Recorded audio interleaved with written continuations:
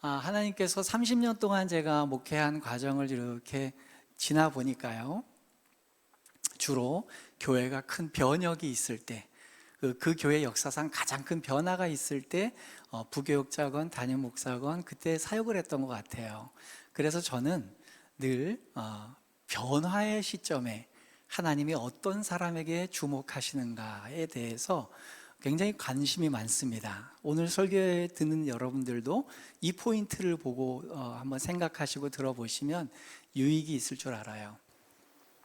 성경에서 기도라는 주제를 꺼낼 때에 공이 빠지지 않는 사람이 있다면 엄마와 아들, 그러면 한나와 사무엘일 거예요. 그죠? 어쩌면 기도의 아이콘이라고 할 수 있는 기도하는 사람의 그림 역시 사무엘이라고 소개할 만큼 이 어머니와 아들은 기도의 아이콘입니다. 이 한나는 말이죠, 이제 하나님께서 거의 포기하다시피 한 사사시대를 끝내고 다윗 왕조 시대를 여는 마중물 같은 역할을 한 사람이 한나입니다. 아이러니컬하게도 그 게라선 같은 많은 신앙의 영웅들이 그 중심에 있지 않고요, 한 시대가 바뀌어가는데 너무나도 익숙하지 않은, 너무나도 평범한 한 여인의 외침과 기도가 새로운 시대를 여는 마중물 역할을 하고 있다고 성경은 공개적으로 얘기를 하고 있어요. 그래서 다윗 시대 이야기를 전면적으로 다루고 있는 사무엘 상하 이야기가 바로 이 한나의 기도에서부터 시작되는 거예요. 어떤 의미로 이 기도가, 이 한 여인의 외침이 한 시대를 바꿨는가? 그래서 저는 좀 근본적인 질문을 해보고 싶어요. 기도는 왜 해야 되는가? 기도는 언제까지 해야 되는가? 기도의 응답이라는 건 어떤 것인가를 여러분들하고 짧은 시간 같이 나눠볼까 합니다. 첫 번째는 한나가 왜 기도를 했는가를 살펴봅시다.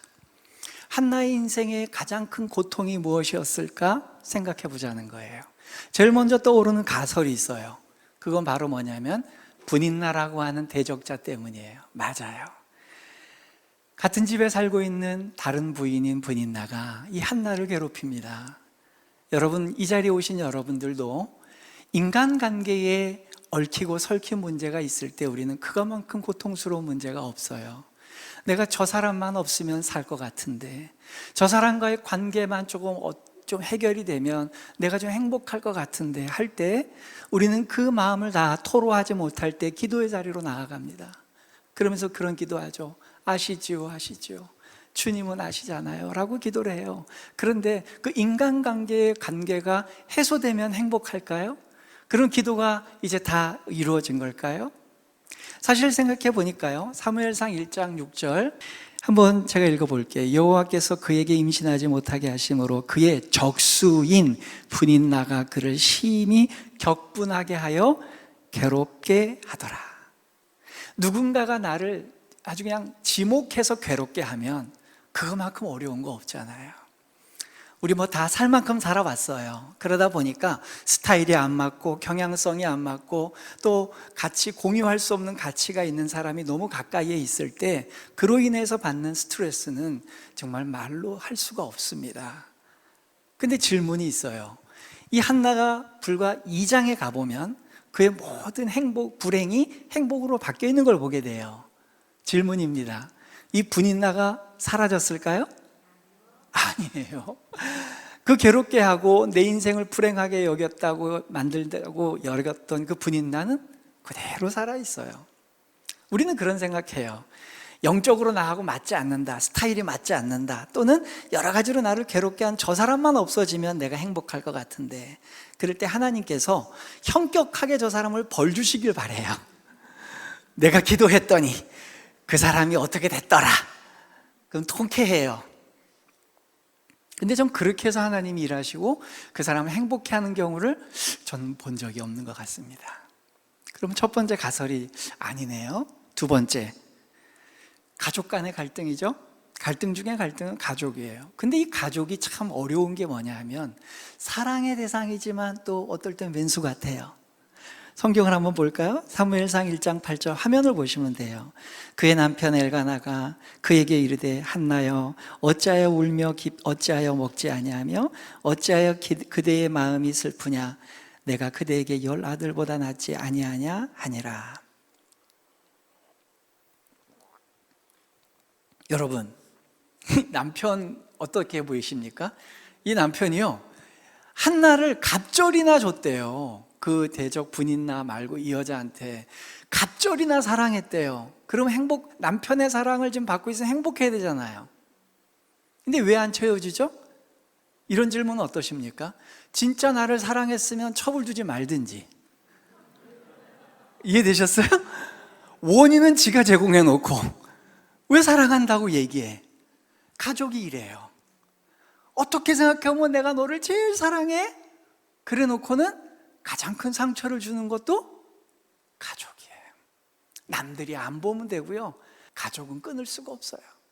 어떻게 생각하면 정말 사랑이 넘치는데, 어떻게 생각하면 그 사람 때문에 가장 가슴 아픈, 가슴 시린 그런 마음의 상처를 안고 삽니다.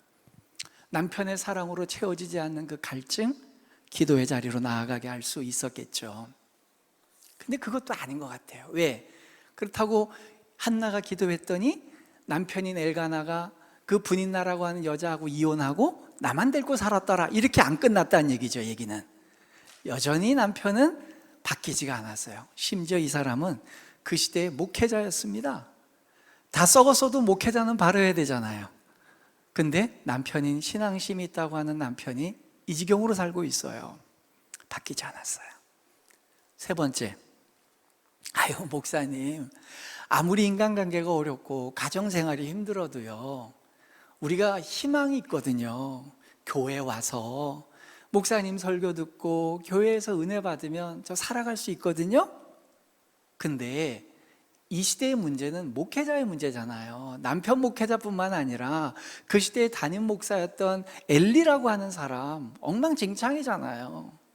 일면 동의가 돼요. 우리가 살아가는 삶이 고단하더라도 교회 와서 좋은 목사님의 은혜스러운 설교 듣고 우리가 은혜 가운데 있으면 또 살아갈 힘이 생기는 게 사실이죠. 뭐 아닌 척하지 마시고, 사실이에요. 그런데 이 당시에 담임 목사가 어떤 수준인지 한번 보세요. 너무 고생스러워서 와서 기도를 막 하고 있는데 한나가 너무 기가 막히니까 말이 안 나와요. 입만 뻥긋뻥긋 하고 있더니 이 담임 목사님이 오셔서 뭐라 하는지 아세요? 한나 집사님, 술 먹었으면 들어가서 주무세요. 여러분, 이게 목회자입니까? 아니, 일반인도 이렇게는 안 하잖아요. 근데 그런 목회자를 섬기는 시대에 살고 있었어요. 많은 분들이 불행한 이유를 목사님이 부족해서 그렇다는 얘기를 많이 해요. 저도 담임을 2번이나 했는데 그런 평가를 들어요. 아무리 부족한 목사라도 엘리보단 낫잖아요. 안 그래요? 지금 많이 힘든 많은 교회들이 엘리보단 낫잖아요. 그래도 적어도 자기 교인한테 술 취했으면 집에 가 자라고 얘기하는 목사님은 아니잖아요. 그러니까 목회자 문제도 아닌 것 같아요. 그럼 이제 마지막 4번째, 목사님 자꾸 뺑뺑 돌아가시는데 답을 왜 자꾸 숙여놓고 계세요? 한나가 힘든 건 딱 하나잖아요. 이건 다 지금 그 다음에 일어난 일이고, 그게 뭐예요? 아들이 없어서 그렇잖아요. 아들이 없어서. 여기에는 대부분 동의하실 거예요. 한나라고 하는 자매가 아들이 없기 때문에 힘들었구나. 그럴까요? 저도 대부분 그렇게 생각했어요. 근데 한 번 더 생각해 보자고요. 사무엘상 1장 2절에 보면 이제 한나가 자식이 없었더라라고 그렇게 얘기를 해요. 그럼 질문을 해볼게요. 자식이 없어서 하나님께 기도를 했어요. 그랬는데 정말 하나님이 자식을 주셨어요. 한나가 얼마나 오랫동안 불임과 난임의 시기를 겪어서 이 아이를 낳게 되었을까요? 굉장히 오래됐겠죠? 그렇게 오랜만에 아이를 낳으면 이건 하나님이 명백하게 주신 기도의 응답이잖아요. 그럼 질문이에요. 그런 아이를 젖대자마자 하나님께 바칠 수 있습니까? 못 바쳐요. 죄송한 얘기입니다. 여러분, 우리 모두 다 우리가 키우고 있는 아이들이 하나님이 주셨어요 라고 고백을 해요. 그죠? 예. 아마 저는 여러분들보다 경험이 더 많을 거죠. 왜냐하면 저는 애가 4명이니까. 예. 그럴 때 그런데도 이 아이가 집회에 가서 이제 하나님께 헌신한 사람은 손 들고 나오세요 할 때, 주님 제가 저 선교지 땅끝까지 가겠습니다. 그럼 어떻게 해요? 아서라 아들아, 네가 가는 게 아니라 저 아들이 가야 된다. 왜 네가 나대냐? 쟤를 보내소서, 쟤를 보내소서. 나를 보내소서가 아니라 쟤를 보내소서. 이게 우리 마음이잖아요. 다 큰 성년이 된 아이, 이제 자기 앞가림을 할 수 있는 아이인데도 하나님께 헌신하겠다고 하고 하나님 바친다 그러면 되게 서운하고 안 그랬으면 좋겠다는 게 우리 마음인데, 우리 다 키워봐서 알지만 젖된 아이가 언제입니까? 이제 2돌 됐을까 말까? 그 전후가 젖된 아이예요. 그 깐난뱅이 앵앵 울어대는 애를 어떻게 그 형편없는 엘리에게 갖다 바쳐놓고 올 수 있겠어요? 그 얘기는 뭔 얘기일까요?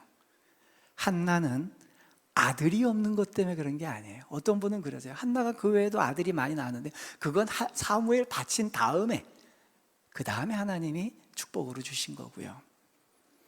자, 그러면 다시 원점으로 돌아옵니다. 한나는 왜 기도했고, 한나는 무엇이 응답돼서 이렇게 기뻐하게 됐고 인생이 바뀌게 되었을까? 궁금해지잖아요. 도대체 뭐가 이 여인의 인생에 바뀐 게 있을까? 안 바뀌었다니까. 아기도 10달 동안 자기 뱃속에 있다가 태어나서 한 1, 2년 젖 먹이고, 그러니까 최대한 3년 정도만 내 곁에 있다가 사라졌어요. 근데도 이 여인은 기뻐하고 있어요. 그 이유가 뭘까요? 오늘 그거 알고 가는 거예요. 자, 두 번째는, 크게 두 번째. 첫 번째 이제 원인을 살펴봤고요. 두 번째는 기도의 환경입니다. 환경적인 측면에서 한번 살펴봅시다. 여러분, 이렇게 힘든 일들이 많을 때 기도하러 올라가는 게 행복하면 그래도 올라가만 하잖아요. 근데 성경을 한번 볼까요? 사무엘상 1장 7절. 매년 한나가 여호와의 집에 올라갈 때마다 남편이 그같이 하매 분인나가 그를 격분시키므로 그가 울고 먹지 아니하니. 여기 앞부분을 좀 잘 보시면 좋겠어요. 이 여인이 언제 제일 힘들었는지 아세요? 여호와의 집에 올라갈 때마다. 평상시도 힘든데 그 힘든 게 가중될 때가 언제냐? 여호와의 집에 올라갈 때예요. 우리 시대 언어로 바꾸면 평일날도 힘들어요. 근데 그 힘든 건 아무것도 아니고 주일날 예배드리러 교회 갈 때 더 힘든 거예요. 그럼 예배드리러 안 가면 덜 힘들잖아요. 그렇게 유혹받을 수 있죠. 두 번째, 이 시대가 어떤 시대냐? 여호와의 집에 올라갈 필요가 별로 없던 시대예요. 왜냐하면 사무엘상 3장 1절을 보니까요, 아이 사무엘이 엘리 앞에서 여호와를 섬길 때에는 여호와의 말씀이 희귀하여 이상이 흔히 보이지 않았더라. 그러니까 아이가 이제 한나가 아이 낳아서 사무엘이 커가는 시기니까 뭐 같은 시대예요. 그때는 어떤 시대냐? 여호와의 집이라고 올라가 봐야 하나님이 말씀을 안 하시던 시대예요. 이상이 보이지 않던 시대예요. 우리에게 조금 더 쉽게 얘기하면 기도 응답도 없고 아예 하나님을 만날 기회가 없던 시대예요. 실제로 한나가 살던 그 시대에 엘리 대제사장뿐만 아니라 그 시대 모든 사람 중에 하나님의 응답을 받았다고 한 사람이 한 명도 없었습니다. 그럼 올라갈 필요가 있어요, 없어요? 없단 말이에요. 오늘 우리 시대가 이런 문제에 직면해 있어요. 코로나 팬데믹과 수많은 경겁스럽고 황망스러운 뉴스들이 곳곳에서 터져요. 그러다 보니까 과거에는 교회를 정기적으로 안 나가면 벌 받을 것 같아서 나갔는데, 강제로 집회에 참여하지 않게 되었는데, 처음에는 이래도 되나 저래도 되나 싶었는데 그게 1주, 한 달, 1년, 2년이 되다 보니 나가다 안 나가다 똑같은 애? 어차피 하나님이 응답 안 해주는 것도 똑같은 애? 그럼 뭐하러 가지? 오히려 가면 바가지만 더 끓기는데? 이런 상황에 와 있다는 거예요. 이런 의구심이 들지 않습니까? 흥미로운 건 뭔지 아세요? 우리 상식적으로 생각해 봅시다. 누구네 집에 가야 되는데 그 집에 그 사람이 없어요. 그러면 그 집에 갈 필요가 있어요, 없어요? 없단 말이에요. 근데 그 집에 왜 가요? 여호와의 집에 여호와께서 안 계시는데. 여기서 놀라운 게 뭔지 아세요? 이 당시에 구약시대 때는, 특히 이제 한나 시대 때까지 하나님께서 자정에 계시던 곳을 광야 시대, 출애굽 광야 시대 이후에 성막이라는 텐트를 만들었어요. 그죠? 기억나시죠? 하나님이 너희 백성 중에 함께 하겠다는 상징으로 성막이라고 만들어 놨어요. 그래서 이 장소의 이름을 성막 또는 회막 두 가지의 명칭으로 불렀단 말이에요. 좀 뉘앙스 차이가 있다면, 성막은 거룩하게 구별된 곳이라는 의미를 사용해야 되는 뉘앙스가 있다면 성막이라고 쓰셨고요, 회막이라는 이름을 쓰셨던 때는 내가 백성 중에 거한다 라고 얘기할 때 회막이라는 말을 쓰시는 것 같아요. 제가 느낄 때, 꼭 그런지 모르겠지만 그냥 목회자인 제가 느낄 때 하나님이 백성 중에 계신다는 걸 강조하실 때는 회막이라는 말을 쓰시고, 거룩하게 구별됐다라는 말을 쓸 때는 성막을 쓰시는 것 같아요. 근데 그 어느 호칭 중에서도 여호와의 집이라고 하는 호칭은 잘 쓰지 않으셨어요. 그런데 그 하나님의 성전, 성전이 아니죠, 성막을 오늘 이 한나 이야기에서는 여호와의 집이다 라고 소개를 해요. 한나가 회막에 올라갈 때, 한나가 성막에 올라갈 때라고 얘기하지 않고 여호와의 집에 올라갈 때라고 얘기해요. 빈집, 하나님을 만날 수 없는 집인데 그녀에게만큼은 하나님은 이곳이 내 집이다라고 소개하고 싶었던 것 같아요. 여러분 잊지 마십시오. 하나님은 여호와의 집에서 여러분들을 기다리고 계십니다. 자기의 홈그라운드에서 애절하게 삶의 문제를 가지고, 수많은 인간관계의 불행한 문제를 가지고 간절히 여호와를 찾는 그에게 거룩한 곳도 아니고 백성 중에서도 아니고 내 집에서 너를 기다리고 있다. 기꺼이 내 집에 찾아오는 너를 내가 만나주겠다. 그래서 빈집에, 그 시대 아무도 하나님을 만나지 못했던 그 시대 속에서 이 여인 한나는 유일하게 하나님을 만납니다. 세 번째, 크게 세 번째예요. 그러면 이 하나님을 만나는 과정에서 한나가 했었던 태도가 어떠냐는 거예요. 기도의 태도. 환경은 그래요. 즉 태도는 어떠냐. 우리 자칫하면 장로교인들이 빠질 수 있는 함정이 있어요. 우리는 절대 주권이신 하나님의 주권을 믿고요, 100% 하나님의 경륜과 섭리를 믿어요. 예정론을 믿어요. 그러다 보니 자칫 이것을 너무 극단적으로 끌고 가면 아무것도 안 해도 하나님이 다 하신다, 이런 오류에 빠질 수 있어요. 그렇지 않아요. 제가 느끼기에 하나님의 경륜과 섭리를 깊이 이해하는 사람들은 하나님을 간절히 찾는 인간의 노력을 마다하지 않습니다. 그렇게 노력을 하고 난 다음에도 나는 무익한 종입니다, 전 아무것도 아닙니다, 내 노력으로 된 건 하나도 없습니다라고 고백하는 게 우리 장로교가 말하는 진짜 예정론이에요. 그렇게 본다면 오늘 기도하기를 소원하고 기도에 대한 비법을 알길 원하는 여러분들이 배워야 될, 이 시대를 전환시킨 여인에게서 배워야 될 게 뭐냐. 사무엘상 1장 9절, 그들이 실로에서 먹고 마신 후에 한나가 일어나니 그때에 제사장 엘리는 여호와의 전 문설주 곁 의자에 앉아 있었더라. 성경은 굉장히 워드플레이를 잘합니다. 언어 유희를 잘해요. 여기 두 사람의 인물이 등장하는데 행동이 틀리죠. 엘리는 앉아 있어요, 한나는 일어났어요. 죄송하지만 집에 가셔서 사무엘상 1장을 반복해서 읽어보십시오. 한나가 일어났다는 표현이 지나치게 많습니다. 그거 무엇이냐? 하나님을 향한 진정한 열정과 간절함이 있었던 거예요. 1장 6절도 보실까요? 그 여인이 모압 지방에서, 룻기서 1장 6절입니다. 룻기서 1장 6절, 그 여인이 모압 지방에서 여호와께서 자기 백성을 돌보시사 그들에게 양식을 주셨다함을 듣고 이에 두 며느리와 함께 일어나 모압 지방에서 돌아오려 하여. 어떤 분들은 설교자인 저에게 이렇게 말씀하실 수 있어요. 목사님 그 일어나는 게 뭐 대수라고 뭘 그렇게 강조를 하세요. 근데 재미있는 게 뭐냐면 사사시대에서 다윗 시대로 전환되는 이 시대의 전환점에 두 여인이 룻과 이 나오미, 그죠?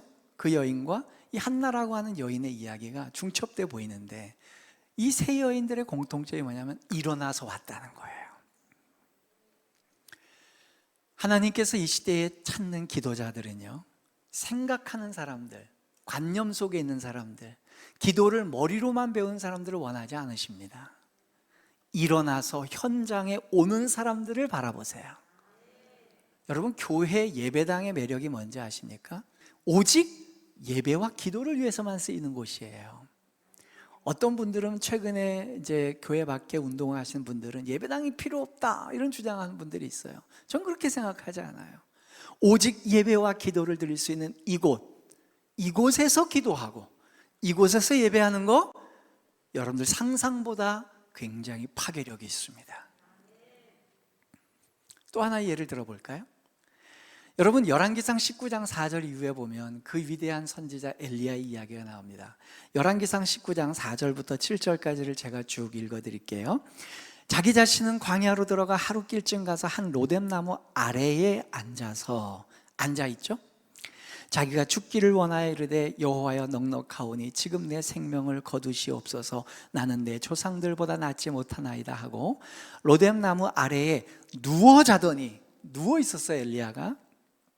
천사가 그를 어루만지며 그에게 이르되 일어나서 먹으라 하는지라. 본즉 머리맡에 숯불에 구운 떡과 한 병 물이 있더라. 이에 먹고 마시고 다시 누웠더니 여호와의 천사가 또 다시 와서 어루만지며 이르되 일어나 먹으라. 내가 갈 길을 나가지 못할까 하노라 하는지라. 여러분, 하나님께서 보내신 천사가 하는 일이 한 가지였어요.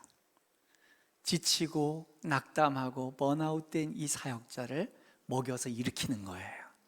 여러분들도 마찬가지예요.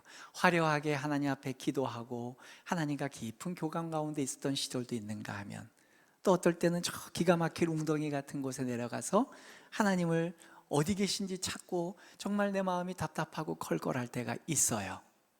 그때 하나님이 하시는 일이 뭔지 아세요?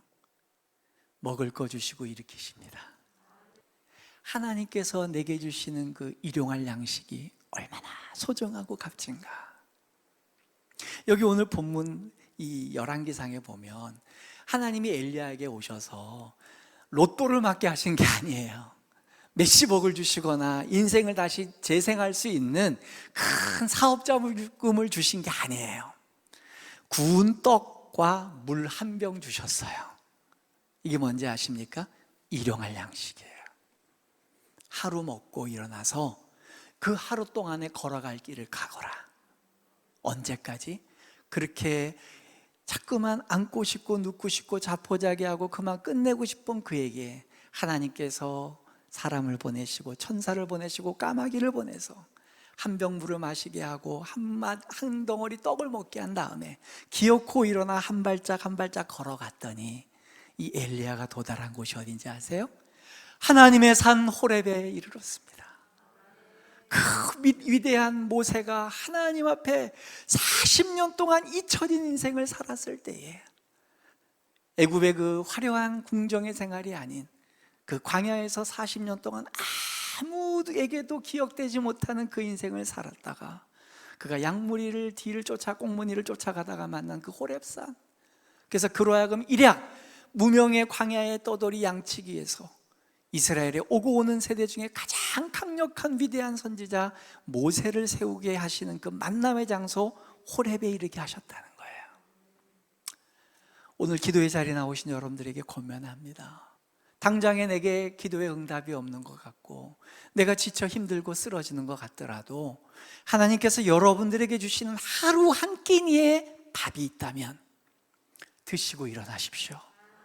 그 양식 주시고 그 생명 주신 이유는 하나님이 마침내 여러분들을 거룩한 산에 세우기 위해서 오늘 기회를 주시는 거예요. 내 계획이 보이지 않고 내겐 청사진이 없어요. 아무것도 보이지 않아요. 그러나 우리의 조상들 믿음의 선배들은 그 불확실한 미래를 향해 하나님이 주신 생명의 하루하루를 충실하게 살아냈습니다. 그럴 때에 그들은 그 위대한 삶의 자리에, 하나님과의 만남의 자리, 그 깊은 교제의 자리에 참여하게 된 거예요. 나아가 그 끝에 어떤 일이 일어나느냐. 사무엘상 1장 19절, 그들이 아침에 일찍이 일어나 여호와 앞에 경배하고 돌아가 라마 자기 집에 이르니라. 엘가나가 그와 그의 아내 한나와 동침하며 여호와께서 그를 생각하신지라. 지치지 않고 수년, 수십 년이 되는지 모르겠어요. 여호와의 집에 올라갈 때마다 대적자 분인나는 계속 대적을 합니다. 그럼에도 불구하고 일어나서 여호와의 전에 올라가는 일을 쉬지 않았습니다. 그랬더니 하나님께서 그에게 결정적인 인생의 터닝 포인트를 마련해 주셨죠. 그랬더니 그녀의 인생, 고단하고 고생스럽고 정말로 고통 속에 있던 외침 대신 이런 고백을 합니다. 사무엘상 2장 1절이에요. 한나가 기도하여 이르되 내 마음이 여호와로 말미암아 즐거워하며 내 뿔이 여호와로 말미암아 높아졌으며 내 입이 내 원수들을 향하여 크게 열렸으니 이는 내가 주의 구원으로 말미암아 기뻐함이니라. 네, 분인나 그대로 있습니다. 예, 이 이중적인 남편 그대로 있습니다. 예, 엘리 목회자 바뀌지 않았습니다. 아들요? 있다가도 없어지고 없다가도 있는 게 아들이에요. 그런데 그녀의 인생이 바뀌었어요. 그 마음에 주체할 수 없는 기쁨이 있어요. 그 누구도 손가락질 할 수 없고 그 누구도 규정 지을 수 없는, 그에게서 뿜겨져 나오는 기쁨이 있는 거예요. 어떤 사회적 명성도 없고 누구도 그를 칭송하지 않고 아무도 관심 가져주지 않지만 그녀의 마음속엔 기쁨이 솟아나요. 그럼 우리는 왜 기도해야 되고, 기도의 응답의 조건이 뭐고, 우리는 그것만 얻어내면 이 모든 것들을 다 해소할 수 있거든요. 그게 뭐냐? 자, 사무엘상 1장 11절, 한나의 기도의 핵심을 들여다봅시다. 서원하여 이르되 만군의 여호와여, 만일 주의 여종의 고통을 돌보시고 나를 기억하사 주의 여종을 잊지 아니하시고 주의 여종에게 아들을 주시면 내가 그의 평생에 그를 여호와께 드리고 삭도를 그의 머리에 대지 아니하겠나이다.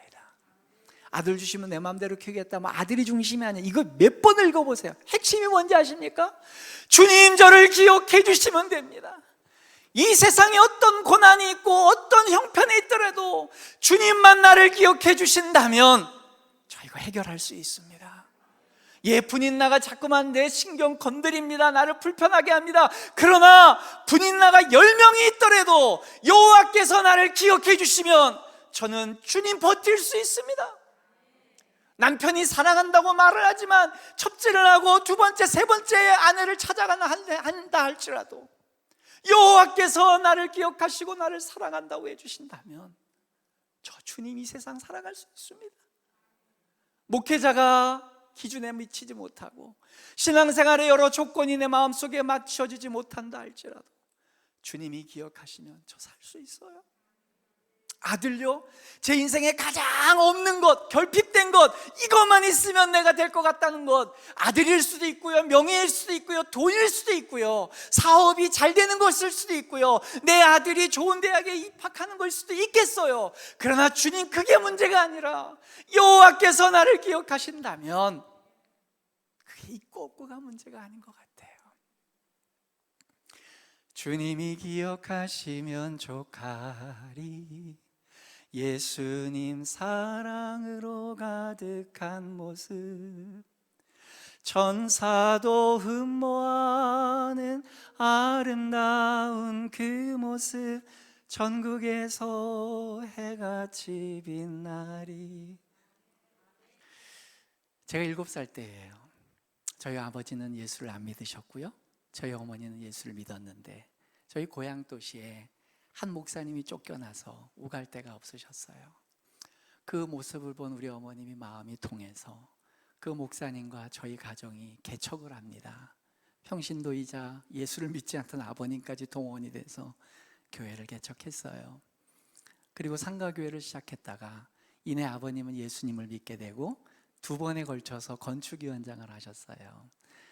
아버님이 목수셨습니다. 첫 번째 예배당은 아버지가 직접 망치를 두드려서 지은 예배당이었어요. 그 예배당에서 저는 10대를 보냈습니다. 그러다가 제가 신학교를 갑니다. 총신대 신학과를 입학을 하고 신앙생활을 하는데 80년대에 대학교를 나온 분들은 되게 아시겠지만 참 힘들었어요. 대학생활이 낭만은 1도 없고요, 너무 고달프고 힘들고 신앙마저 바닥을 치고 있었어요. 좋은 목사님들 설교를 찾아 들어봤지만 마음은 더 공허하고요, 찬양 집회라고 가봤지만 더 괴롭기만 했어요. 눈은 메마르고 기도가 나오지 않습니다. 그럴 때 너무 답답했어요. 그러자 내 인생은 이제 다시 반등이 일어나지 않고 이제 이렇게 인생이 끝나나 보다, 이제 하나님마저 외면하고 난 버려지나 보다라고 생각할 때 제가 마지막 생각해낸 게 있었어요. 그래, 고향교회 한번 가보자. 내가 기도했던 10대를 보냈던 그 고향교회 한번 가보고 최종 결정을 내리자. 터덜터덜 시골교회를 갑니다. 그때만 해도 지금은 이제 바뀐 예배당이지만 그 당시 고 예배당이 있었어요. 지하실 내려가서 왼쪽 기둥, 첫 번째 기둥 앞자리, 그 자리에서 제가 초등학교 고학년 때부터 5학년 정도로 예상하는데요, 고등학교 졸업할 때까지 새벽 기도를 빠지지 않고 2시간씩 기도를 했습니다. 그 지하실로 내려가서 곰팡이 냄새를 맡는 순간부터 눈물이 펑펑 나는 거예요. 그렇지, 아버지, 여기가 주님과 만났던 그곳이잖아요. 이 자리에서 저는 10대를 보냈어요. 매일 새벽마다 하나님께 기도했고 이곳에서 주님께 부르짖었어요. 주님 아시잖아요. 그때 메말랐던 제 눈이 눈물이 가득하고 통곡이 나왔어요. 제가 이 얘기를 왜 드리는지 아십니까? 사랑하는 성도 여러분, 여러분들이 섬기시는 교회에 그런 자리 꼭 있으시길 바랍니다. 하나님, 이곳은 내 기도의 자리입니다. 예배 전에도 이제 우리 신권사님이 저한테 그랬는데, 김 목사님 옛날에 자기 사택에서 장롱 이렇게 막아놓고 거기 기도방 만드셨던 분이잖아요. 맞아요. 그렇게 살았어요. 여러분들이 교회 한 곳에, 그래, 저곳은 우리 장로님, 아무개 장로님, 아무개 권사님, 아무개 집사님이 거기서 손 들고 찬양하던 곳이야. 그래, 거기에는 우리 권사님의 기도가 있던 곳이야. 그런 인생을 사시기 바라요. 여러분, 사람들이 기억 안 해도 돼요. 또 사람들에게 잊혀져도 돼요. 주님이 기억하시면 되는 거예요. 그래서 주님께서, 하나님께서 생각하셨더라. 여러분, 요즘에 들리는 황망스러운 소식의 근원이 뭡니까? 사람들은요, 자기 기억에 남는 인생을 살길 원해요. 내 인생에 꽃 같은 추억이 있는 인생을 살길 원하고요, 2번째, 다른 이성과 다른 사람에게 내가 기억 남기를 원해요. 그러다 보니까 기괴한 행동들을 하고 수많은 유행에 쫓아다니는 거예요. 그런데 시대를 불문하고 여호와의 기억에 남는 사람들은 절대로 휘둘리지 않습니다. 결론입니다. 이사야서 60장 1절 잘 아시죠? 일어나라, 빛을 발하라. 이는 내 빛이 이르렀고 여호와의 영광이 내 위에 임하였느니라. 여러분, 이 성경을 깊이 묵상해 보신 적 있나요? 여기 잘 보시면 여호와의 영광이 언제 임하느냐? 내 빛이 이르렀을 때에. 여호와의 빛이 아니에요. 너의 빛, Your light. 내 빛이 하나님께 비춰졌더니 하나님의 영광이 여기에 임한다는 거예요. 이게 뭔 뜻인지 아십니까? 세상은 사사시대라 다 자기 곳곳에 옳은 대로 살아가요. 이사시대 때만 해도 전부 다 타락했어요. 제사장, 선지자 다 타락하고 백성들 다 타락했어요. 다 자기 소견에 옳은 대로 살아가요. 저마다 다른 사람들에게 빛나는 인생을 살기 위해서 입신양명하고 자기가 유명해지기를 원하고 영향력 있는 사람이 되기를 원해요. 그러나 그 아무도 조용히 하나님을 향해서 자기의 빛을 올리는 사람이 없더라는 거예요. 기억의 빛을 하나님께 올린 사람이 없는 그때에 주님, 저는 이 땅에서 그 누구에게도 주목받고 싶지 않습니다. 오직 여호와 하나님이 주목하는 인생에 제 인생 모든 것을 겁니다. 주여, 저는 주님 앞에서 내 인생의 빛을 밝힐 테오니 주님 저에게 응답해 주시옵소서. 그럴 때 하나님께서 하늘에서 이 땅을 굽어 살피실 때 저마다 화려한 네온사인을 가득한 그 시대 가운데 여호와 하나님을 향하여 빛을 비치는 그 한 사람을 보실 때 하나님은 그를 기뻐하시더라는 거예요. 거기에 하나님의 영광이 임하게 되는 겁니다. 우리가 왜 기도해야 되는지 아십니까? 여호와 하나님만 기억하시면 된다는 그 빗줄기를 하늘을 향해 쏘아 올릴 때에 주님, 이 도시를 포기하지 마십시오. 이 나라를 포기하지 마십시오. 이 시대를 포기하지 마십시오. 아직은 진노의 잔이 떨어질 때가 아닙니다. 여기 기도의 빛이 있습니다. 여기 주님이 기억하시는 인생이 있습니다. 제 인생 하나는 하나님께 드리오니 사람들에겐 주목받지 못하더라도 우리 하나님께 주목받는 인생 굽어 살피시고 이곳에 하나님의 영광이 임하게 주시옵소서. 그 주인공들이 여러분들이 되기를 바랍니다.